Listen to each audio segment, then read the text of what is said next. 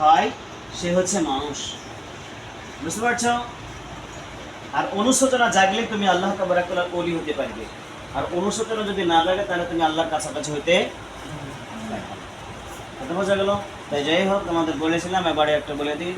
প্রথমত হচ্ছে কি, বাড়িতে গিয়ে আমরা যথাযথভাবে মাদ্রাসায় যেমনভাবে নামাজ টাইমলি আদায় করছিলাম, ঠিক তেমনই বাড়িতে থেকেও আমরা যথাসাধ্য চেষ্টা করব, নিতান্তই কোনো জরুরত না থাকলে মসজিদে যেই কী করা, নামাজ আদায় করা।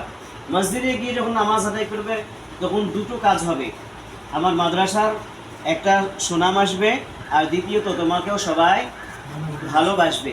তৃতীয়ত মানুষ যদি ভালোবাসে তোমাদের, আল্লাহ তাবারক তাআলাও ভালোবাসবে। আমার একটা উপকার কি, তোমাকে যখন জিজ্ঞাসা করবে বাবু কোথায় পড়ো, তো তুমি বলবে শ্রীপতিতে, মাদ্রাসা খাদিমুল ইসলাম বিকাশ কেন্দ্র। যখন তুমি নাম করলে তখন সে বলে কোথায়, তোর দমকল থানার মধ্যে নাজির করে ভেঙে দক্ষিণে যেতে হয় 2 কিলোমিটার। পরিচয়টা দিলে, মাদ্রাসার পরিচয়টা ঘটলো। দ্বিতীয়ত তোমাকে মাথায় হাত বুলিয়ে দিল।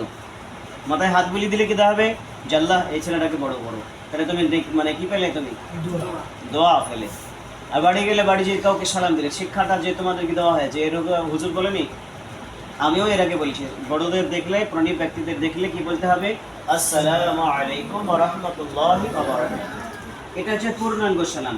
তুমি জরুরাতে কাজের ক্ষেত্রে আছো, আসসালামু আলাইকুম এতটুকু দিলেও সালাম আদায় হয়ে যায়। পূর্ণ আসসালামু আলাইকুম ওয়া রাহমাতুল্লাহি ওয়া বারাকাতুহু, এটা হচ্ছে পূর্ণ সালাম। সালাম দিলে তোমাকে সে দোয়া দিল। কথা বোঝা গেল? হ্যাঁ। আর তৃতীয়ত যে এই যে তোমরা পড়াটা রমজানে অনেকটাই গন্ডগোল হয়ে গেছিল, প্রায় 1.5 মাসের মতো ছুটি ছিল, আবার এখন 1.5 মাস ক্লাস করলে দিয়ে মোটামুটি ঝালানো হলো নাকি?